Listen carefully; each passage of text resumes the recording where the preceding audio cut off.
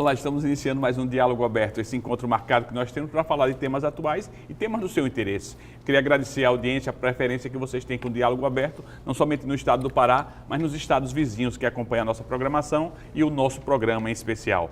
A cada semana, vocês sabem, segunda e quinta-feira nós temos esse programa, a gente procura tratar um tema de atualidade, que seja do interesse das pessoas. Por exemplo, hoje nós vamos falar da hanseníase, que é uma doença antiga, mas ainda causa tantas perplexidades, não é verdade? As pessoas, será contagioso, não é contagioso? Como é a situação do estado do Pará e no Brasil?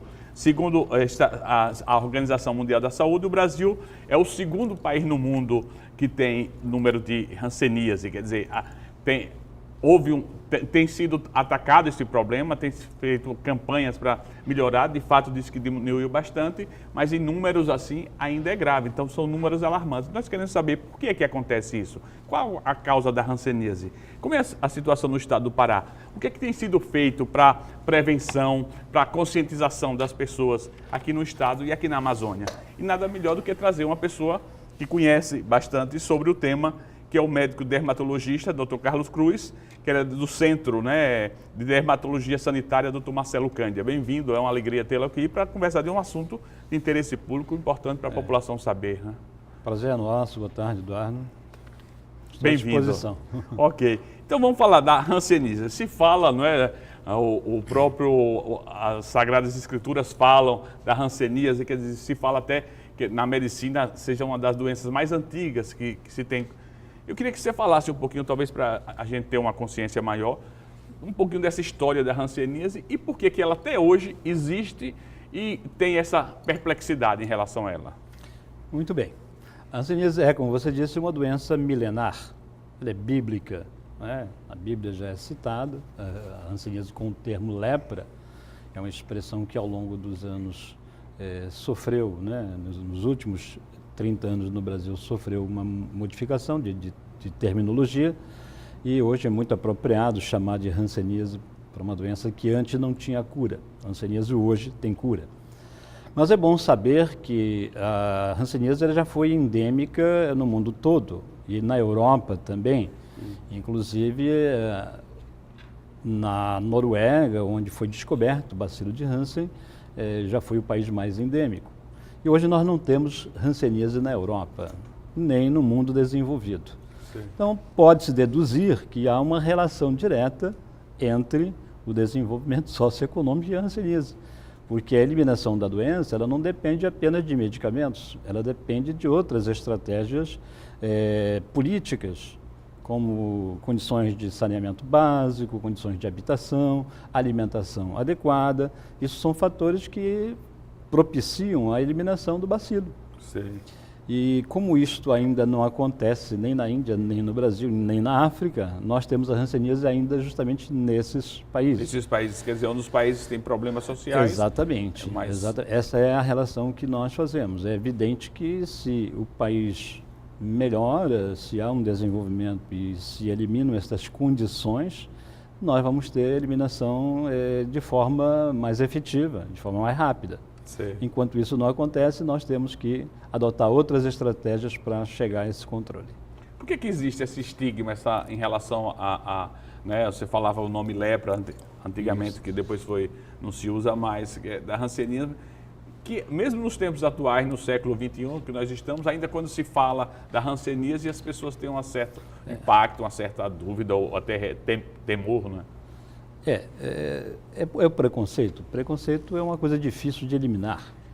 E esse preconceito em relação à hanseníase vem da Bíblia, onde a Bíblia é citada como uma doença que está relacionada com sujeira, com imundícia, mas porque naquela época, né, não se conhecia exatamente o que era a doença. Então, tudo aquilo que era sujo era relacionado, chamava-se lepra.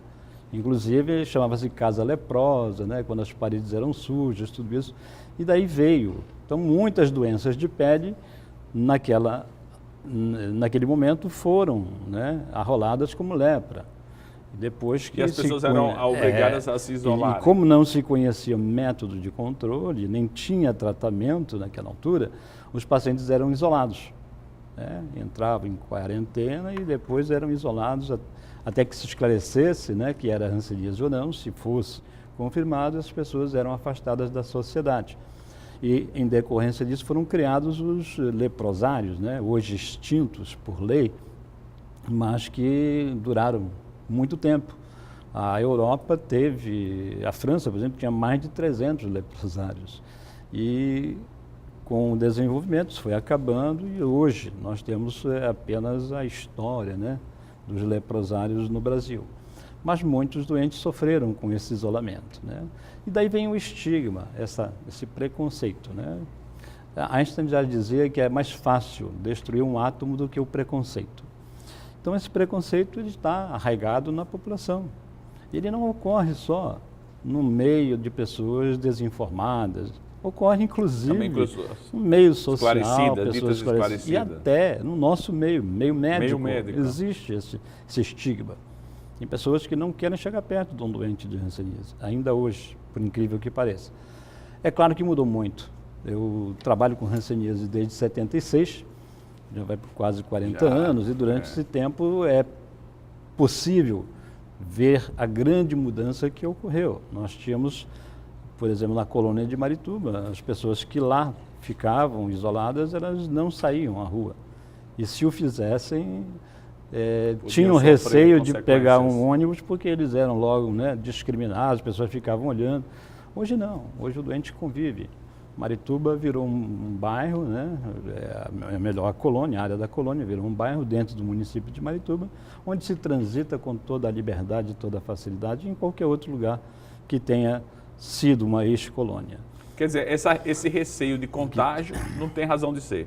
Não tem, mas teve o seu momento que se justificou. Certo. É evidente que não se conhecia a forma de transmissão, ocorriam casos nas famílias e pessoas próximas, né? Se deduziu que isso era por contágio, né? Sem se saber exatamente como era esse contágio. Então a medida era isolar, para ver se reduzia os focos de infecção com essa medida. Hoje não, nós sabemos que não tem o menor sentido. A hanseníase não se transmite pelo contato físico, nem se transmite por objetos. Ela se transmite por vias aéreas superiores. No ato de falar, o indivíduo que tem uma forma contagiante não tratada, ele elimina os bacilos e o que está próximo adquire. Mas o risco de adquirir a doença é muito baixo. Sei. Das doenças infecto-contagiosas, ela é de menor risco de transmissão. Isso é importante você... É muito baixo. 90% da população está protegida contra a hanseníase. Só 10% corre esse risco de adoecer. E quando a pessoa está em tratamento, por exemplo, esse hanseniano está em tratamento, ele não passa essa não é verdade? Isso é muito importante esclarecer. Essa informação, né? É muito importante. O paciente, mesmo sendo portador de uma forma contagiante, é preciso esclarecer que existem formas da doença diversas que são contagiantes e formas não contagiantes. Então nós temos 75% dos casos de hanseníase não são transmissíveis, ou seja, a gente colhe material para fazer exame em laboratório e não encontra o bacilo. Então, se não encontra o bacilo, essa pessoa não está transmitindo a doença. Sim. Só 25% que dão positivo é que apresentam risco de transmitir. Mas a partir do momento que o paciente inicia o tratamento, já na primeira dose, ele deixa de transmitir a doença. É um tratamento que vai durar 1 ano, mas ele deixa de transmitir já na primeira dose. Isso é importante, que talvez nem todas as pessoas sabem, né? Isso. E hoje, o tratamento hoje, como é feito? O tratamento hoje ele está disponibilizado em toda a rede de saúde, estadual, municipal, federal, onde tem unidade de saúde, nós temos o tratamento disponibilizado e consiste em cartelas, que são chamados, nomenclatura inglesa, blister. Então, essas cartelas, elas contêm o tratamento para 1 mês, e na verdade 28 dias. Há uma dose que é chamada supervisionada, que é mais importante de todo o tratamento. É aquela que o paciente toma na unidade, na presença de um profissional de saúde, para se ter certeza que ele está tomando aquele medicamento. E as pessoas que têm as formas transmissíveis, chamadas multibacilares, vão tratar durante 1 ano, recebem essa cartela durante 1 ano. 12 cartelas, portanto. E aquelas que têm as formas não contagiantes, paucibacilares, recebem uma cartela diferente, com uma quantidade menor de medicamento, e o tratamento se restringe a 6 meses. E como é a situação aqui no estado do Pará atualmente, né? Já que tem esses dois parâmetros aí que você falava? Nós temos uma distribuição mais ou menos equitativa, um pouco maior de formas multibacilares. Mas a distribuição é mais ou menos equitativa entre multibacilares e paucibacilares. O fato é que, a partir do momento em que o indivíduo é diagnosticado e tratado, ele deixa de transmitir. Aí a preocupação é com aqueles que tiveram contato com ele, que é outra medida, que é o exame dos contatos, ou seja, das pessoas que conviveram no domicílio com esse paciente. Essa é uma medida importante, hoje talvez a mais importante no controle da doença, que é a busca dessas pessoas no sentido de examiná-las com o objetivo de identificar casos em fase inicial. É o diagnóstico precoce da doença.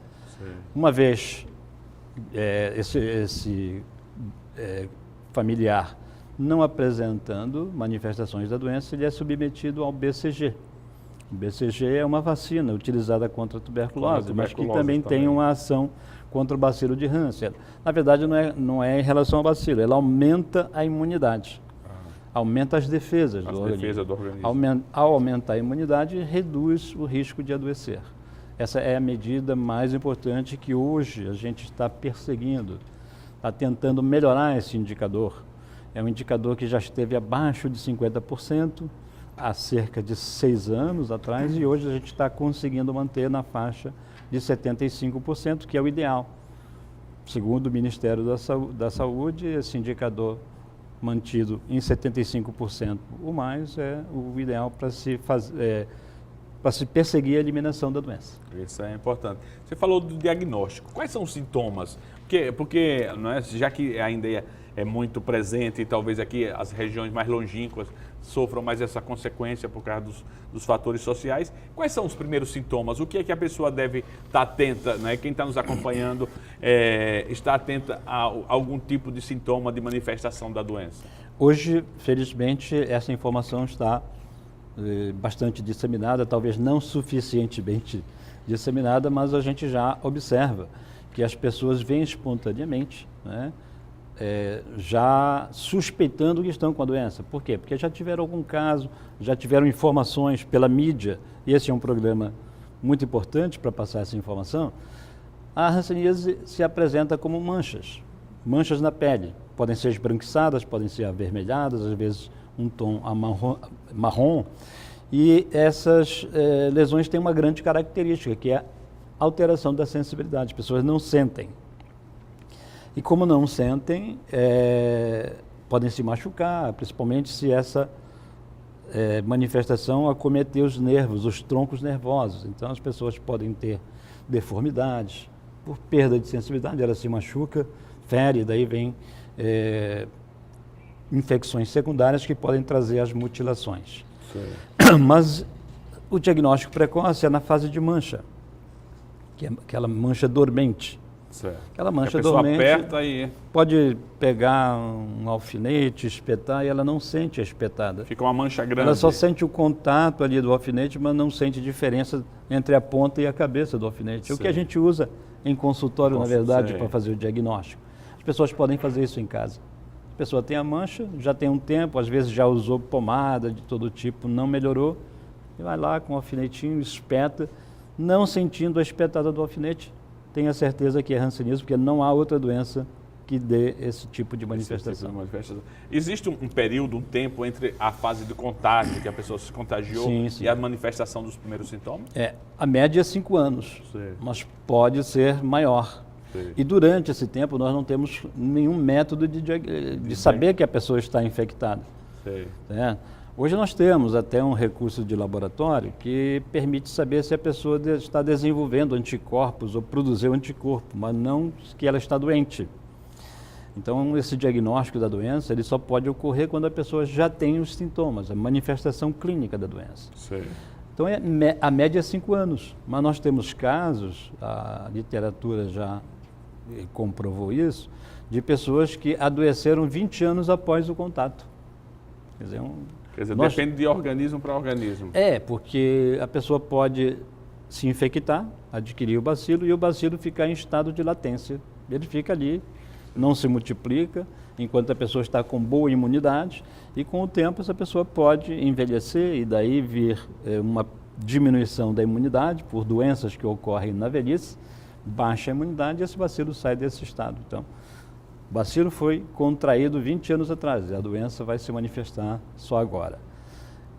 Isso não é o comum. O comum é que, em média, 5 anos após o contato, essas manifestações Existem aparecem. partes do corpo onde ela, quer dizer, que a pessoa tendo algum tipo desses sintomas que o senhor falou, estão mais presentes, aparecem com mais frequência?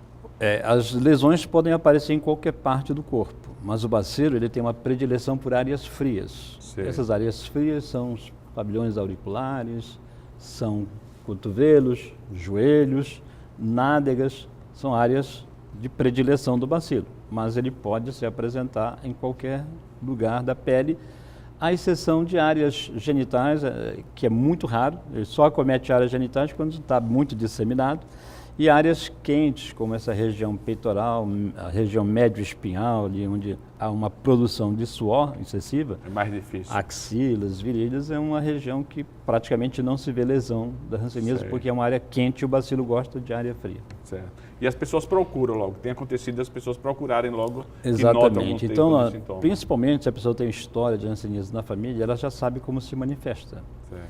Às vezes ela se descuida. Eu tenho tido casos de pacientes que já estão com mais de 1 ano com a doença evoluindo, tem casos na família e se descuidou, não procurou o atendimento. Ele estava suspeitando que era hanseníase, mas não procurou.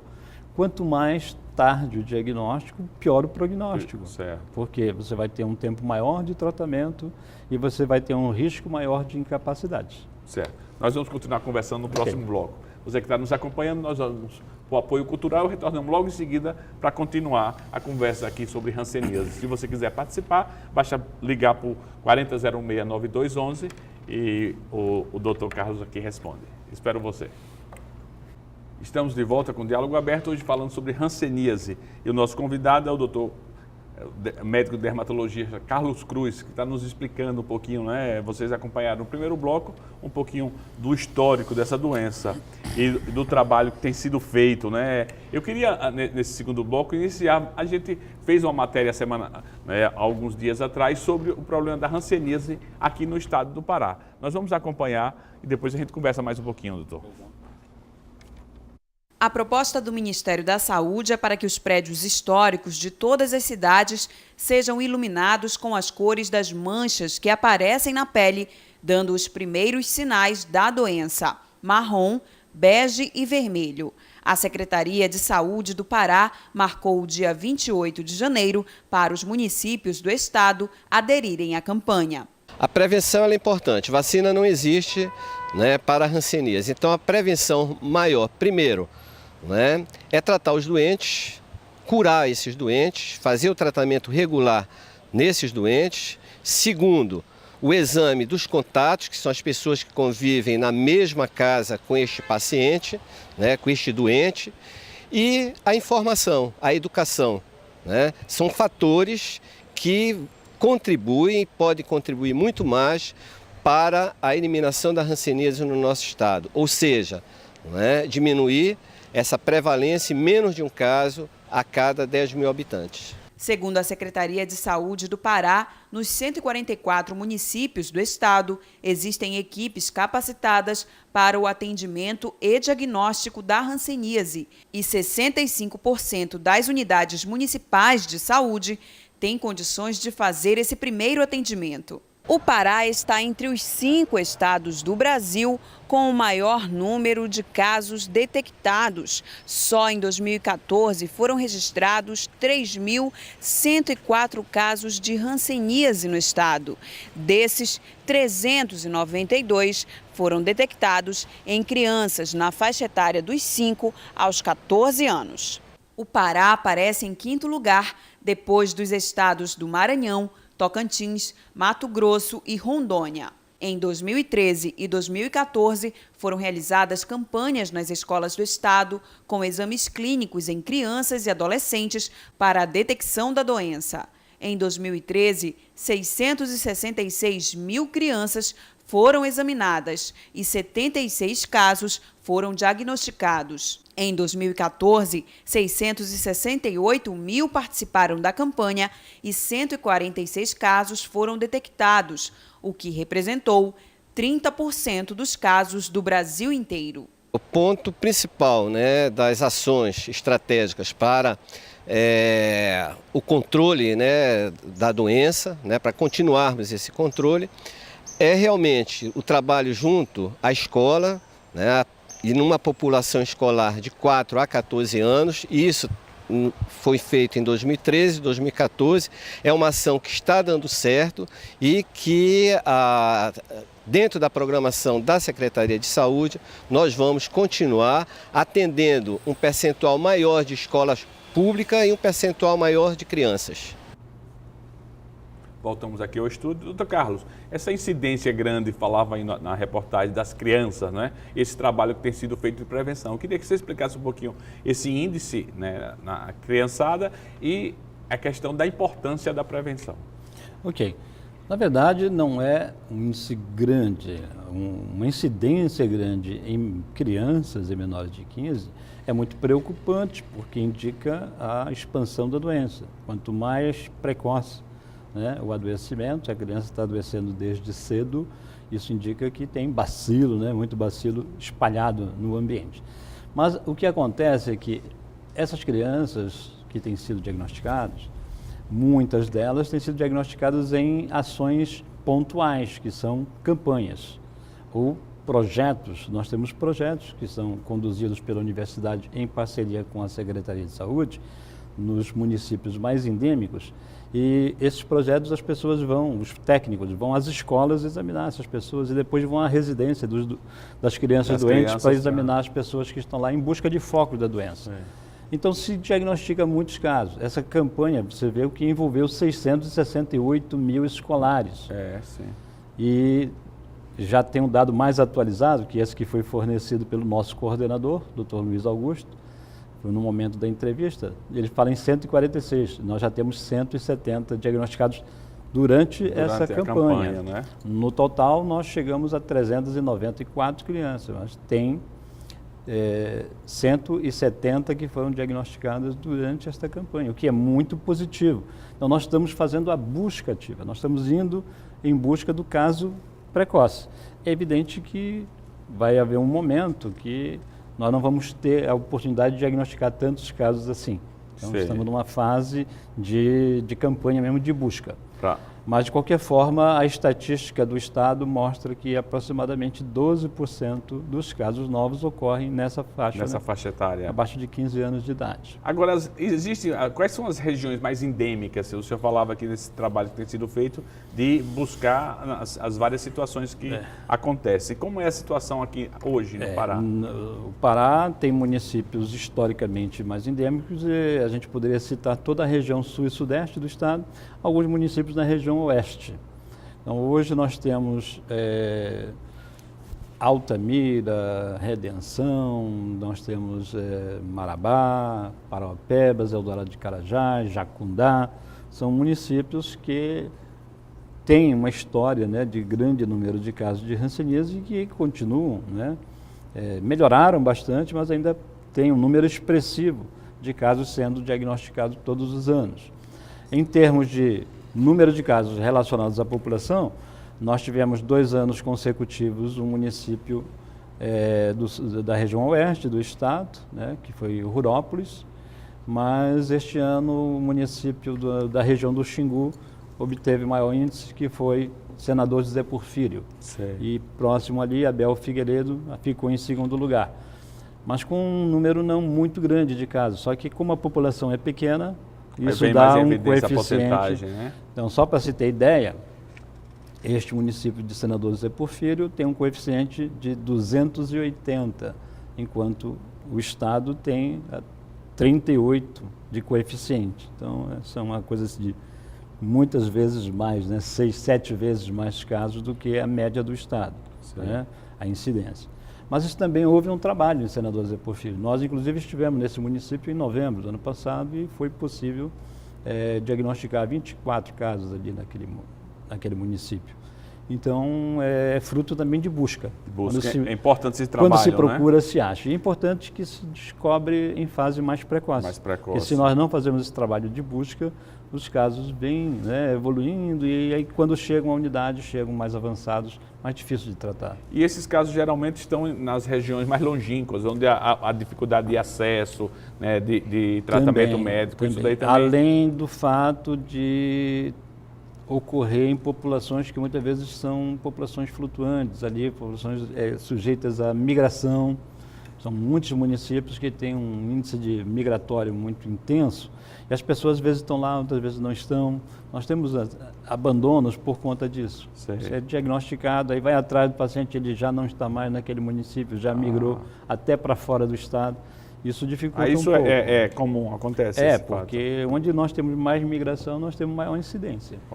Por exemplo, a nossa região de menor incidência é a região do Marajó. Nós não temos nós não temos grande problema de migração ali. Como são municípios mais ou menos isolados, eles não tendem a expandir a doença, ela fica limitada. Mas onde você tem um fluxo muito grande de pessoas, que é a região sudeste do estado e ali a região da Transamazônica, em função de grandes projetos que ocorrem nessas regiões, nós vamos ter uma incidência sempre maior. Você falou da região do Marajó, essas regiões das ilhas, que são mais difíceis de acesso, muitas vezes as pessoas não têm, talvez, todas as informações. Como é que tem sido feito esse trabalho de ir em busca, como você dizia? Nós temos, primeiro, capacitar os municípios, né? Então, a gente tem tido a oportunidade de capacitar. Desses municípios, o que mais se destaca é Breves e Portel. Breves nós já estivemos, quase todo ano a gente vai em Breves.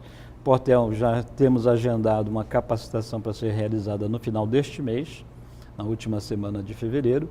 E assim a gente vai fazendo, a gente capacita os profissionais para que eles tenham maior segurança para fazer o diagnóstico da doença. E o tratamento, né? Isso é importante, quer dizer, quando vocês fazem esse trabalho de locomoção, de ir nesses locais, é para fazer cursos de treinamento em serviço. A gente pega, tem um momento teórico e depois a gente vai para a prática. Certo. A gente pede com antecedência para se agendar casos suspeitos para aquele momento do treinamento.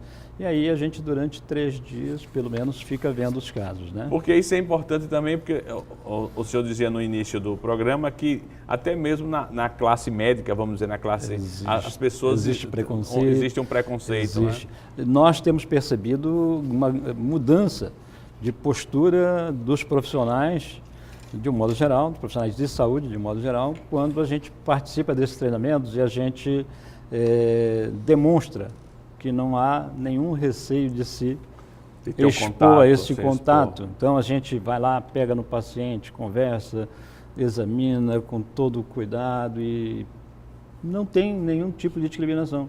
Você veja, tenho 38 anos já trabalhando com essa área. Eu sou transplantado de fígado há 8 anos, já vai fazer 9 anos em maio. Eu tomo imunossupressor todo dia e trabalho todos os dias numa unidade de referência onde a gente tem, né, um grande movimento de pacientes, inclusive pacientes não tratados, que estão eliminando o bacilo. Eu não tenho o menor medo de contrair a doença, porque eu acho que nessa exposição a gente já desenvolve imunidade. Certo. Quanto mais medo você tem, se quer se afastar do paciente, menos exposição você tem ao bacilo, e aí quando o bacilo te pega, ele pega forte, né? Então, porque você não desenvolveu imunidade. Isso talvez fosse um aspecto importante colocar em ressalto. Como as pessoas devem reagir? Como as pessoas devem fazer no contato com as pessoas ditas que estão contaminados com o problema o que é que eles devem fazer? Qual é? Quer dizer, porque isso serve também como orientação, né? Como organização, para não se criar esses estigmas ou esses preconceitos sem sentido. Muito do preconceito vem das deformidades, que hoje são perfeitamente preveníveis. Hoje, se o paciente não tem nenhuma incapacidade instalada, só se ele se descuidar muito, ele vai desenvolver esta incapacidade. Então nós temos ações preventivas, tanto com medicamentos quanto com fisioterapia, que previne, né, estas incapacidades maiores. E o preconceito, ele vem dessas incapacidades. A pessoa tem medo de cumprimentar um paciente de hanseníase porque ele tem uma mão em garra, não é? Quando, na verdade, a maioria desses pacientes não transmite a doença. O que está transmitido, muitas vezes, você não consegue perceber, porque ele pode estar todo infiltrado, carregado de bacilo, e está com um aspecto saudável, que não tem deformidade nenhuma. Sim. Então, não tem que ter medo do contato. O contato é saudável, salutar, para que você desenvolva a imunidade. É importante.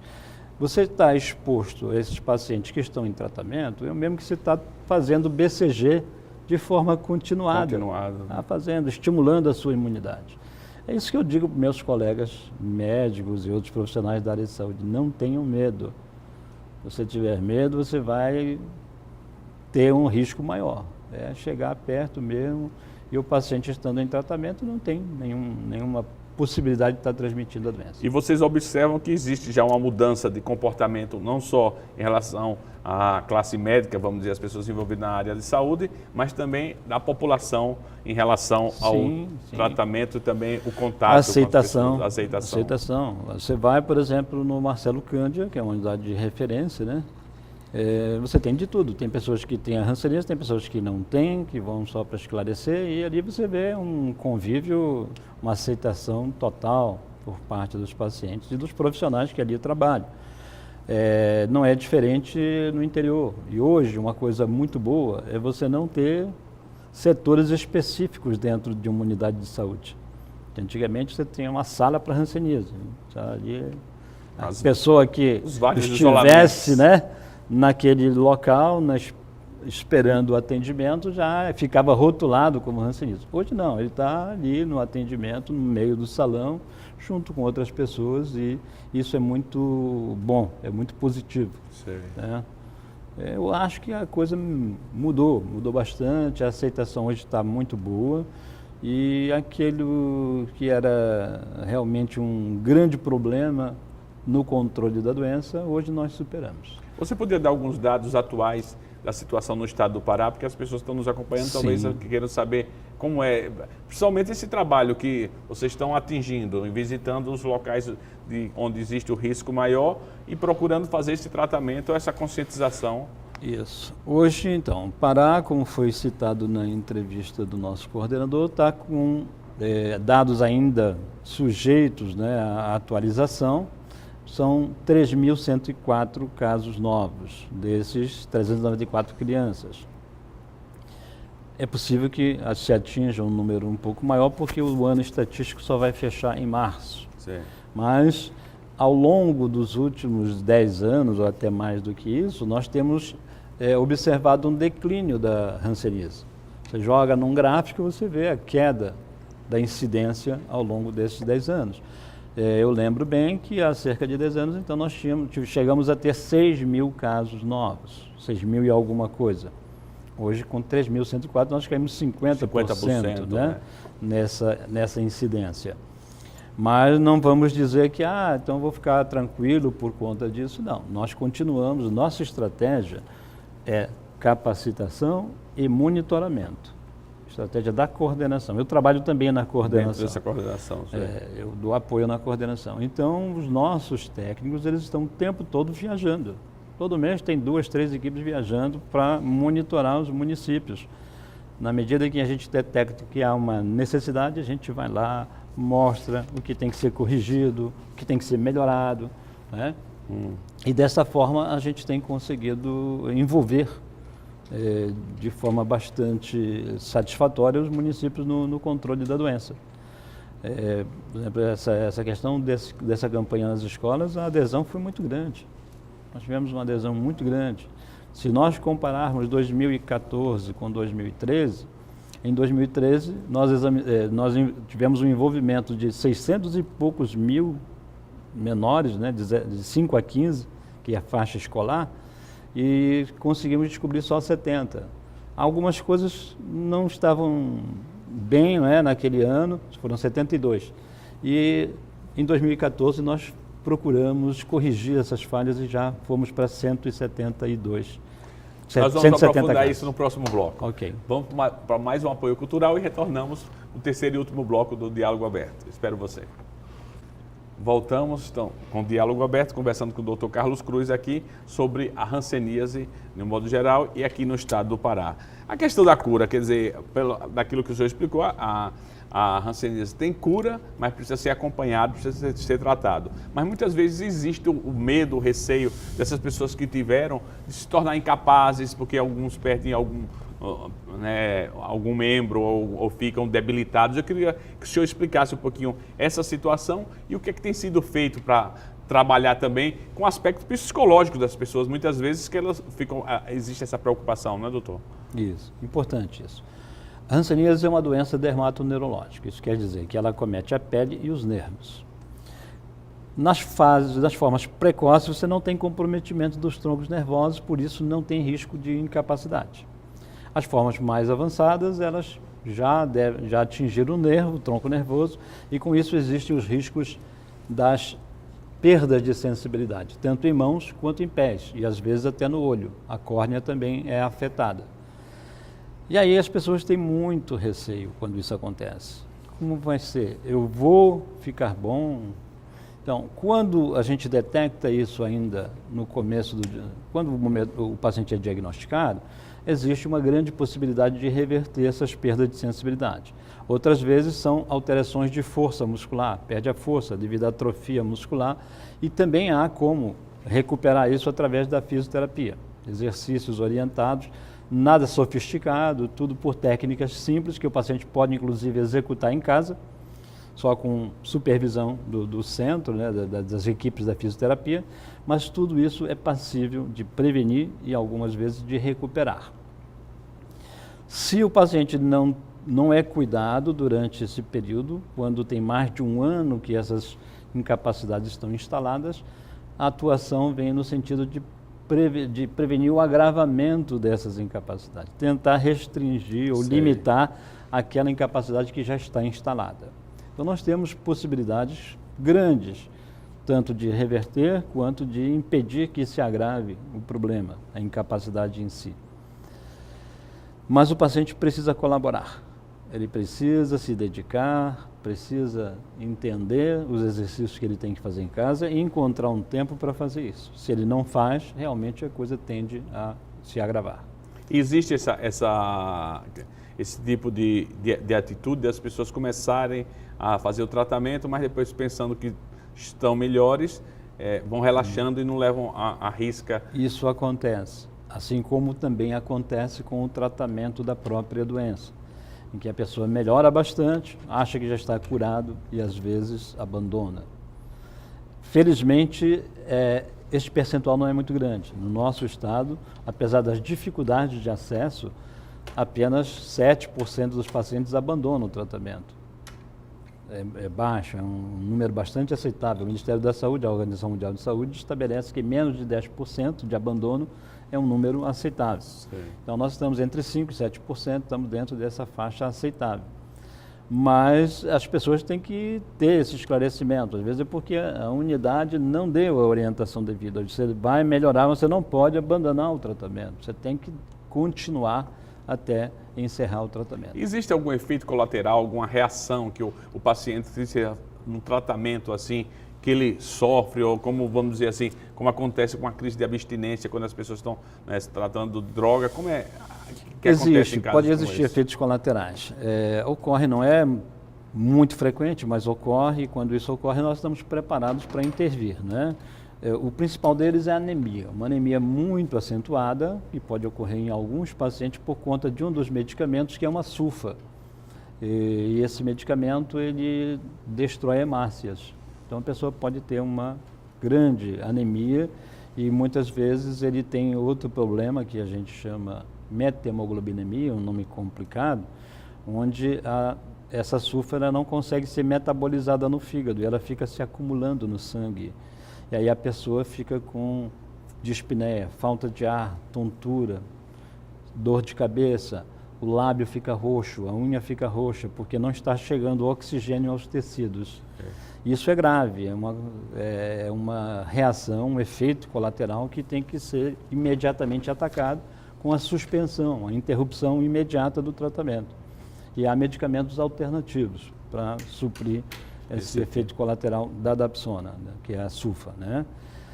Um outro efeito é em relação, não é propriamente um efeito. A clofazimina, que é um medicamento usado no tratamento de 1 ano, esse medicamento, clofazimina, ele é usado nas pessoas que vão fazer 1 ano de tratamento. No de 6 meses não existe esse outro remédio. Ela é eliminada na urina e nas secreções. Então, se a pessoa não é avisada que a urina vai ficar escura, ele é capaz de abandonar o tratamento achando que aquilo é sangue e que ele está tendo problema, o remédio está dando problema no rim dele. Alguns casos nós tivemos esse relato. Então isso é importante observar. Os pacientes que estão fazendo uso desse tratamento de 1 ano, eles vão ter a pele escura, que é um efeito colateral desse remédio, ele escurece a pele, porque ele é um pigmento, e como pigmento ele se deposita na pele e nas secreções. A lágrima fica escura, a secreção, de um modo geral, a urina fica escura. Em toda a fase do tratamento. Isso. Se a mulher amamenta, o leite fica escuro, mas isso não é nenhum problema. Isso é a eliminação do medicamento, que é feita através dessas vias. Né? Quer dizer, é importante que o paciente tenha conhecimento de todos os elementos. Ele saiba que isto vai acontecer, que não é um efeito colateral, né, do remédio. Por isso que esses treinamentos também que são realizados nas várias cidades, nos vários municípios, levam essas informações para que a equipe de saúde faça essa orientação ao paciente. As campanhas, tem acontecido muitas campanhas, né, em nível, né, agora mesmo no mês de janeiro, aproveitando o dia do Hanseníano ou o Dia Mundial, né, contra a hanseníase, de combate à hanseníase. Existe uma série de campanhas. Elas têm sido eficientes? Qual é a contribuição que essas campanhas têm dado ao trabalho de eliminação, de combate à hanseníase? Toda a campanha ela é, de alguma forma, positiva. Essa campanha deste ano do Ministério, eu pessoalmente achei que não teve grande aceitação e não traz contribuição nenhuma. O fato é só um lembrete, é lembrar, né, a hanseníase. E ela propunha, né, a projeção de iluminação de prédios públicos ou monumentos públicos. Isso. E nós tivemos uma baixíssima adesão. Nós tivemos só 8 municípios que aderiram a essa proposta do Ministério por falha do próprio Ministério, que se demorou para definir as cores. Uma hora era uma cor, outra hora era outra, e aí os municípios acabaram desistindo. Na área metropolitana, nós só tivemos 2 municípios aqui, foi Marituba e Ananindeua. Eu nem tenho certeza se fizeram a iluminação dos prédios. Belém não aderiu. E fora daí nós tivemos Castanhal, nós tivemos Tailândia, Cametá, tivemos Marabá e Paraupebas e Altamira. Foram 8 municípios só que toparam fazer esse tipo de campanha. Mas os municípios estão liberados para, ao longo do ano, fazerem as suas campanhas. Aí sim, campanhas voltadas para diagnóstico, né? Aí a gente faz a busca ativa, vão nas comunidades, examinam as populações, e essa campanha que é muito positiva, que é voltada para os escolares, onde você envolve um contingente muito grande de escolares com uma oportunidade raríssima de fazer um diagnóstico em escolar, numa fase precoce da doença. Ao contrário da maioria dos casos que são diagnosticados depois de 1 ano de manifestação de doença, quando se faz em escolares, nós vemos casos ainda com menos de 1 ano, 6 meses, alguns poucos meses de manifestação de doença. Sim. Isso é muito positivo, porque você trata 6 meses e resolve o problema. A importância também dessas campanhas, elas não fiquem restritas, limitadas a somente uma data, uma comemoração, mas que ela se prolongue para que haja um trabalho de conscientização efetiva. É verdade. Então, apesar de janeiro ser, né, um mês dedicado à hanseníase, o último domingo é o Dia Internacional da Hanseníase, nós estimulamos os municípios para que, de acordo com a disponibilidade de cada município, de recursos que às vezes são também repassados pelo Ministério da Saúde para especificamente para a hanseníase, se façam campanhas em qualquer mês, em qualquer momento. Isso muitos municípios têm feito. Sei. Vamos falar um pouquinho da questão do Centro Marcelo Cândia, né? Já que esse trabalho é realizado, né, aqui no estado do Pará, depois tem a questão de Marituba, onde existe, né, esse local onde durante todas essas décadas se fez um trabalho. Uhum. Eu queria que você falasse um pouquinho da importância e como é que tem sido esse centro dermatológico, como tem sido o seu trabalho, o seu desenvolvimento.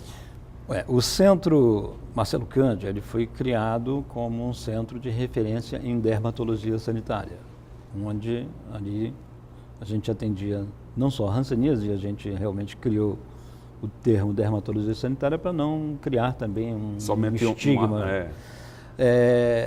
E aí ele também foi criado com a finalidade de ser um centro de treinamento, centro de treinamento e referência. Com o aumento muito grande da demanda, as unidades, os municípios começaram a perceber que havia um centro especializado, alguém com conhecimento maior para fazer o diagnóstico ou esclarecer alguma situação que para ele ficava um pouco difícil. Então eles começaram a usar o Marcelo Cândia para referenciar esses pacientes. O paciente tem um ano de tratamento. Quando ele completa um ano, ele não tem segurança para dar alta e manda para o Marcelo Cândia avaliar se deve dar alta ou não. Em 99% dos casos a gente dá alta. 1% dos pacientes a gente tem que prorrogar um pouquinho mais o tratamento.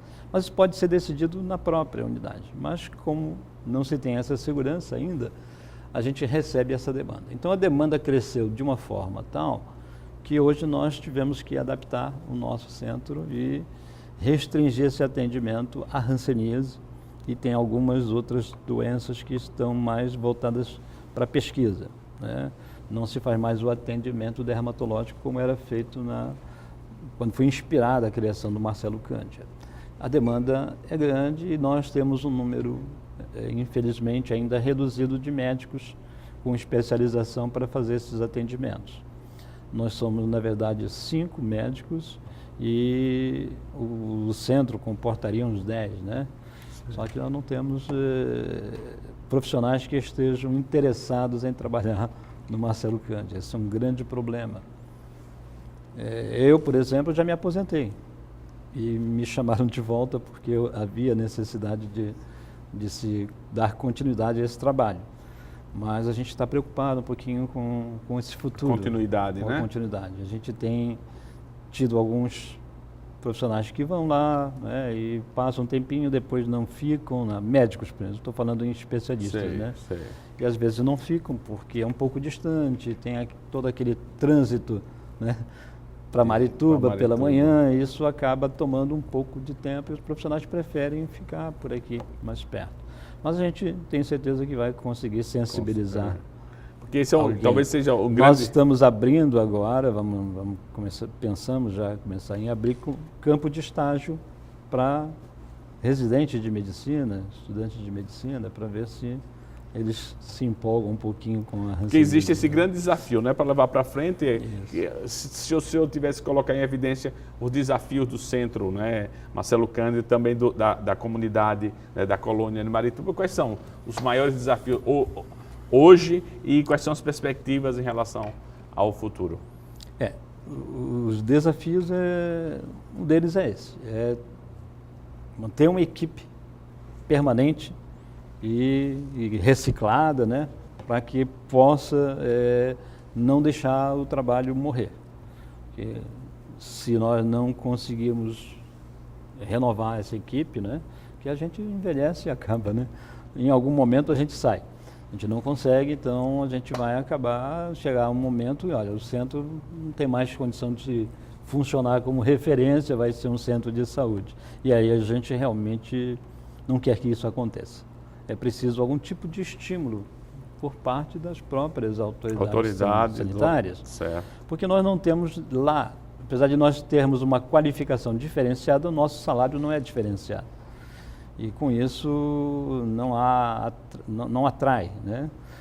Uma outra ideia talvez seria transformar este centro em um instituto ou uma fundação, onde tem autonomia que possa pagar salários melhores, porque nós entendemos que o Estado não pode nos pagar de forma diferenciada, porque nós somos médicos e o salário de um médico é estabelecido por lei, não pode ser diferente. Mas um instituto, uma fundação poderiam ter, né, um quadro de funcionários com um salário definido pelo instituto.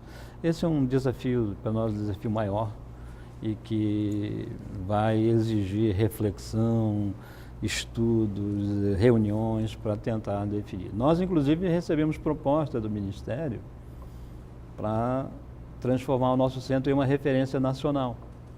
Interessante. A referência nacional ela tem alguns critérios, que é a qualificação, a formação em mestrado, doutorado e algumas outras exigências que a gente acha que já dá para atender, desde que mantenha o vínculo com a universidade, que é um apoio que nós temos, né? A gente pode conseguir. E daí nós vamos atrair recursos, né? Atrair recursos do Ministério, né, que possam pagar, complementar algum salário, alguma coisa por fora. É importante que os paraenses conheçam esse trabalho, né, saibam e dê toda a força para que esse trabalho vá para frente, né? Nós chegamos ao final do programa, deixa uma palavra final, algum aspecto importante que você queira colocar em evidência em relação ao tema hanseníase que nós falamos. Então, queremos agradecer esta oportunidade, que é sempre muito boa para nós, que nós temos a oportunidade de falar com mais tranquilidade, sem aquela pressa daquelas entrevistas rápidas. Então eu quero agradecer essa oportunidade e dizer às pessoas que estão nos assistindo que cada um pode ser um soldado nessa luta. Cada um pode se envolver de forma a, uma vez conhecendo quais são os sinais e sintomas da doença, possa repassar essa informação para o seu vizinho, para o seu amigo. E assim nós vamos ter uma grande rede, né, de informações que possibilitem o diagnóstico precoce da doença. Portanto, qualquer pessoa que tenha uma mancha na pele e esta mancha esteja insensível, ela não sinta a espetada de um alfinete, tenha certeza que isto é hanseníase e a nossa rede de saúde está preparada para fazer o diagnóstico e iniciar o tratamento. Procure uma rede de saúde. Procura qualquer unidade de saúde, seja municipal, estadual ou federal, e lá vai encontrar pessoal treinado para fazer esse diagnóstico. Isso é importante. Mais uma vez, muito obrigado pela presença, bom trabalho, né? Bom desenvolvimento, continuidade desse trabalho. E a você que nos acompanhou, obrigado pela audiência, pela preferência. A gente se encontra no próximo programa. Até lá.